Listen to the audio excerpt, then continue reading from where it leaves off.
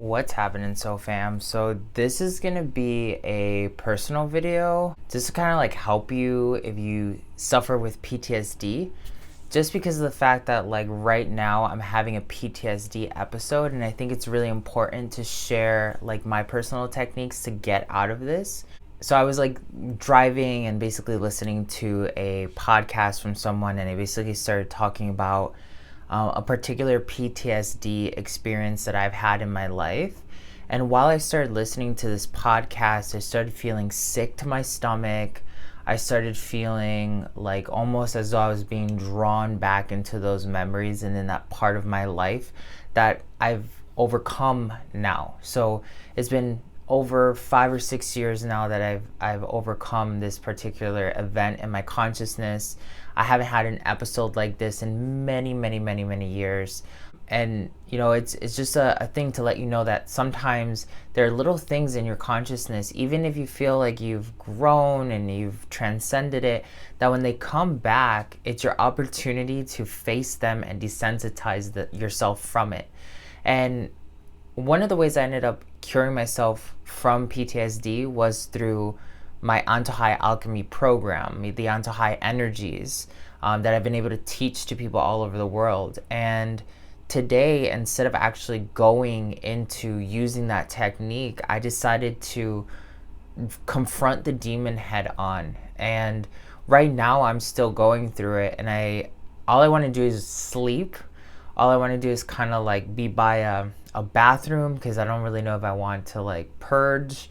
And I'm just kind of like very disoriented right now. And in the middle of this, I was like, oh, this is a great moment right now to share not only what I'm feeling, but also like how I'm dealing with it, so it could help you as well. And there was a voice inside of me that was like, oh, just do it later, do it tomorrow, or do it when you feel better. But I don't think that's very conducive to having the ability to kind of like really work through it right now. So basically what I've decided to do, instead of doing energy work, because sometimes I feel like when we do energy work, we do it as a form of escapism. And even though energy work is beautiful, it's all of our life, right? Everything in our universe is energy. I think sometimes the most powerful energy work itself is confronting yourself and being in that moment. And there's a part of me that's like, I don't want to think about this. I don't want to hear about this. I don't want to be around this energy. And this is why I'm feeling this negative resistance. But then at the same time, I'm like, if I can't stand in front of this idea, these feelings, this flush of energy, am I ever actually transcending it? Am I ever actually like getting past it and saying that it has no power over me? And that's one of the things that I decided to do. I'm just going to sit in this energy, and I'm going to confront it. I'm going to let it course through me. I'm not going to try to push it away, even though it's very difficult, because it's very natural, especially if you work with the law of attraction, to basically feel like, oh, well, if I don't cause a resistance against it, then I'm accepting it, and then maybe it'll happen to me again. And that's definitely some of the thoughts that have been happening in my mind ever since listening to this podcast less than 30 minutes ago. And I listened to the whole podcast. I didn't even pause it or anything like that, because it's just like the whole time I'm starting to have these feelings. I'm like, no, I'm not going to let this have power over me. I'm not going to let this dictate my life. Like, I'm in control. These events happened, but I transcended them. And I keep having like this dialogue, like, it doesn't have power over me. Like, I've not only transcended that particular part of my life with that PTSD setback, but I've also transcended things that are much more difficult. And one of the things that I noticed is like, this is coming up in a moment of my life where I've decided to really go hard to the paint with my next manifestation. So like, I'm manifesting something that I've really wanted to do for a very long time. All the pieces are coming together, and I'm dedicated to it. I've never been this dedicated to creating what I want to go after right now.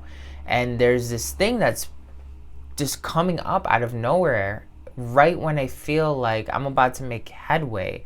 And if you've read any law of attraction books, if you've read things like Think and Grow Rich, for instance, a lot of different major manifestors describe a moment in your life where you're about to make a huge transition and something comes through as a setback. Now, I could have reached out to a friend. I could have reached out to, a counselor or something. And if that's what you feel like you got to do it. I'm not telling you that's weak or it's not the way to go. You need to listen to your body. Me particularly being an energy healer and working so much with consciousness across the globe, helping people with all different sorts of issues, I kind of feel like the only way for me to really show up for myself the same way I show up for other people is by being my own healer, is by being my own coach and talking to myself and saying, hey, you know what? This doesn't have power over you. Let's confront it together. It's like my yin and my yang are working together. And I'm recognizing that this is coming through because I'm about to make this shift. And I'm recognizing that listening to this podcast is almost like a form of self-sabotage to shut me down. And that this event that I heard on the podcast is like still lingering in my energy system. It's in my aura, it's in my chakras, it's in my mind. And the only way I can get past it is by not giving it power anymore. And the only way you don't give something power is by not fearing it and not actually letting yourself be victimized from it. And sure, yeah, it's causing me a lot of like mental stress, and it's causing me emotional stress and even physical reactions to it, but I'm not going to let it take me down. And as I'm sharing this right now on video, I can feel like my aura is getting a little bit lighter, but I feel still dense. And I want you to know that if you have this opportunity to catch yourself in any state of PTSD, doesn't matter where your PTSD comes from, but you are in control and you're talking to yourself and you're saying, hey, I am not going to let this override me. I am the one that's going to come out on top. I'm not afraid of you. Talk to it. Create an image for it like a person. Allow yourself to look at the things that you've done across your life that have helped you progress to where you are now. This is one of the main techniques that I'm currently using at the time of this video, not to let myself be taken into a negative place where I self-sabotage, and then I'm also being the person that's enabling this particular event in my life. The things that have happened to you are not the things that define you or define your future.